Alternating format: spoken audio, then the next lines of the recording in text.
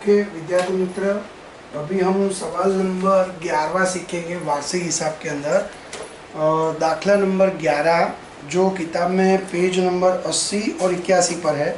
आधा 80 पे है, आधा 81 पे है बराबर। तो अब हम देखेंगे कि भाई सलीम और शबाना एक साझेदारी पेढ़ी के कच्ची तलपट और समायोजन पर से पेढ़ी के वार्षिक हिसाब तैयार करें।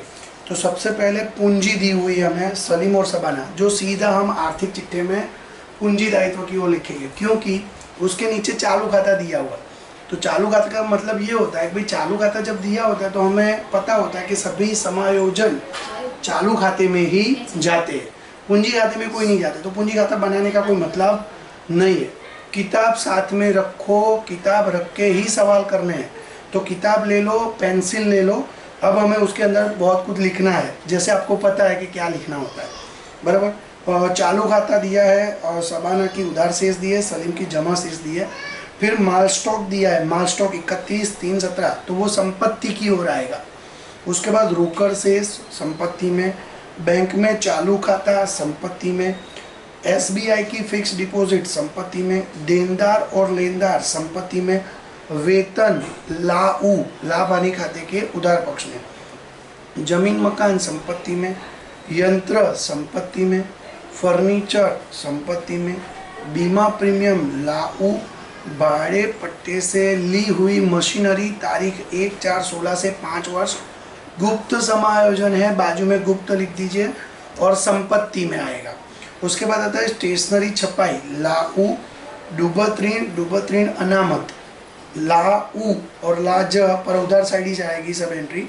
फिर आता है विज्ञापन खर्च, मुसाफरी खर्च, व्यापार खाता हमें दिया हुआ है, पर वो खाते के साथ जुड़े हुए 2 समायोजन दिए हैं नीचे, नंबर 1 और 2 अभी हम पढ़ेंगे, इसलिए वो व्यापार खाते में लिखेंगे। वो सकल लाभ हमें सुधारना पड़ेगा बराबर।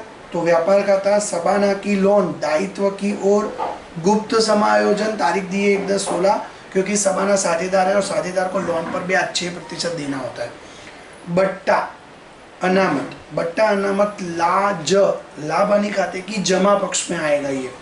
उसके बाद समायोजन, सलीम ₹4,000 की मूल कीमत का माल निजी उपयोग के लिए ले गया, जिसका हिसाबी पद्धति में लेखा नहीं हुआ बराबर। दूसरा नंबर हिसाबी वर्ष के अंत में 8,000 की खरीदी का माल जो अभी तक बही में लिखा नहीं गया।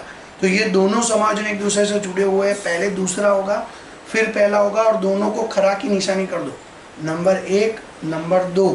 खरा की निशानी क्यों? तो ये किसी के साथ जुड़े हुए नहीं है।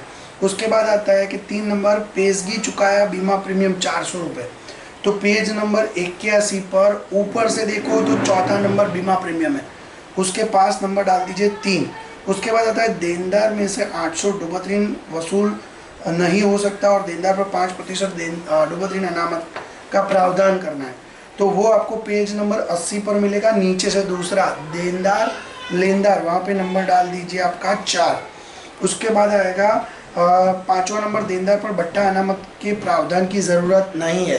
तो ये समायोजन की कोई एंट्री नहीं है, उल्लू बनाने के लिए दिया है। कभी कभी समायोजन में ऐसे भी समायोजन दिए जाते हैं बच्चे कि भाई इसका कोई मतलब नहीं बन रहा है और ये किसी एंट्री में जाने वाला ही नहीं है, वो ऐसे ही दिया है कि बच्चा कंफ्यूज हो जाए परीक्षा में। और परीक्षा में ऐसे सवाल आते हैं, हम लोग दाखले में प्रॉब्लम या लोचा कर देते हैं और दाखले का जवाब नहीं आता। तो बाजू में चौकड़ी कर दो, 5वां नंबर चौकड़ी, ये हमें करना ही नहीं है। 6ठा नंबर, यंत्र पर 20% और फर्नीचर पर 5% घिसाई गिननी है। तो पेज नंबर 81 पर ऊपर से दूसरा और तीसरा नंबर यंत्र और फर्नीचर है, दोनों में 6-6 नंबर डाल दीजिए। तो ये हो गए हमारे समायोजन और रकम। दाखला कैसे करना है वो इसके बाद वाले वीडियो में हम देखेंगे। ओके।